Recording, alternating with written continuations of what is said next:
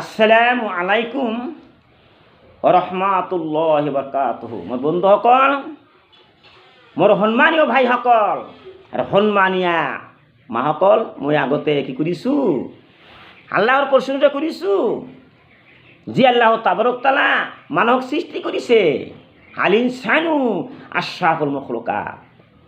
ইমান ধুনীয়াকৈ ইমান সুন্দৰ চেহাৰা কি কৰিছে আমাৰ আল্লাহ সৃষ্টি কৰিছে। মানুহসকলৰ চেহাৰা ইমান ধুনীয়া, সেই আল্লাহৰ প্ৰশংসা কৰিছোঁ।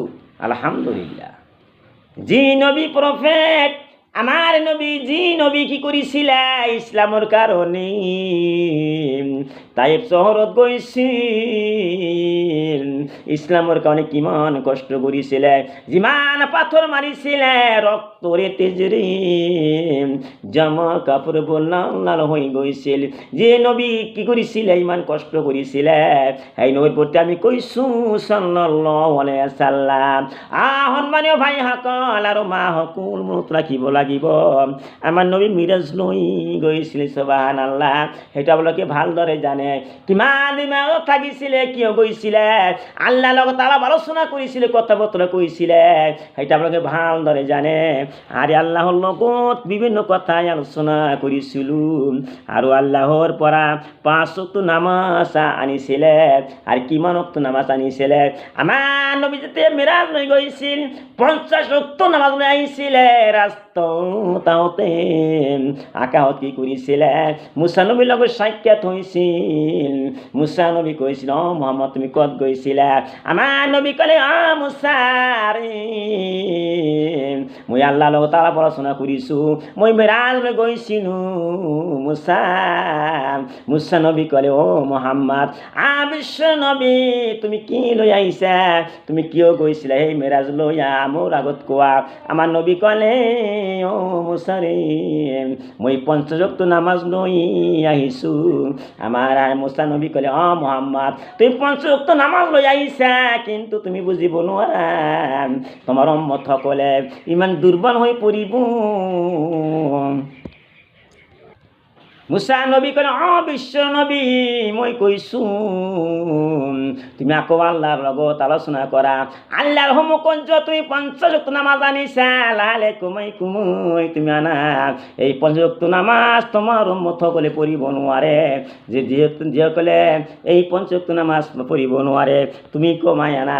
আমাৰ নবী আকৌ আল্লাহৰ ওচৰত গ'ল। বন্ধুসকল, কমাইতে 5 ওয়াক্ত কৰিলে। সুবহানাল্লাহ।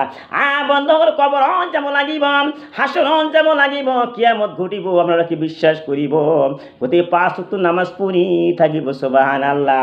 মই অসমৰ আমিৰ হামজা, ভাৰতৰ আমিৰ হামজা, বিশ্বৰ আমিৰ হামজা কৈছোঁ, আপোনালোকে 5 ওয়াক্ত নামাজ পঢ়িব লাগিব। বন্ধুসকল, আৰু এটা কথা কৈ আছোঁ। বিশ্ব নবী সেই মিৰাজৰ ৰাত্ৰিত এজনী মহিলা দেখিবলৈ পালে। এজনী মহিলা তিৰোতাক দেখিবলৈ পালে। মাসকল ভালদৰে মনত ৰাখিব লাগিব। এজনী তিৰোতাক দেখিবলৈ পালে। সুবহানাল্লাহ। সেই মহিলাজনীৰ কাহিনী মই কৈছোঁ। সেই মহিলাজনীৰ বুকুৰ ছাতি সাপে দংশন কৰিছিলে। নাউজুবিল্লাহ। বুকুৰ ছাতি সাপে দংশন কৰিছিলে। বিশ্ব নবী জিব্রাইল খুদিলে, কিয় ধ্বংস কৰি আছে?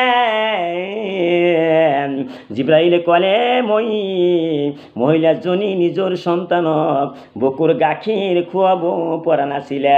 এইকাৰণে খুৱাব পৰা নাছিলে যে শিশুটোক গাখীৰ খুৱালে, বুকুৰ পৰা গাখীৰ খুৱালে যে মহিলাজনী দুৰ্বল হৈ যাব, স্বাস্থ্যটো নষ্ট হৈ যাব। সেইকাৰণে সেই শিশুক গাখীৰটো খুৱাব পৰা নাছিলে, খুৱাব পৰা নাছিলে। সেইকাৰণে কি কৰিছে? আল্লাহ ইমান গজব হৈছে যে ছাতি ধ্বংসন কৰি আছে। ল'ৰা ছোৱালীক কষ্ট দিছিল আৰু হক নষ্ট কৰিছিলে। শিশু যে হক আছে মাকৰ গাখীৰ খোৱা, সেই তাৰ পৰা বিৰত কৰি ৰাখিছিলে। যিবিলাক মহিলাই নিজৰ ল'ৰা ছোৱালীক বুকুৰ গাখীৰ নোখোৱায়, তেওঁলোকক আখিৰাতৰ শাস্তিৰ কথা বৰ্ণনা কৰিছে। আমাৰ বিশ্ব নবী কৈছে, মহিলাসকল, তোমাকে ল'ৰা ছোৱালীক গাখীৰ খোৱাবা, তোমালোকৰ শৰীৰত কোনো ক্ষতি নহ'ব। এই গাখীৰটো আল্লাহৰ তৰফৰ পৰা আহিছে। বুকুৰ পৰা গাখীৰ ল'ৰা ছোৱালীক শিশুক সন্তানক খুৱাব লাগে।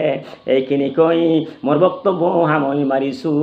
ওয়াকিরু দাওয়ানা আনিল হামদুলিল্লাহি রাব্বিল আলামিন।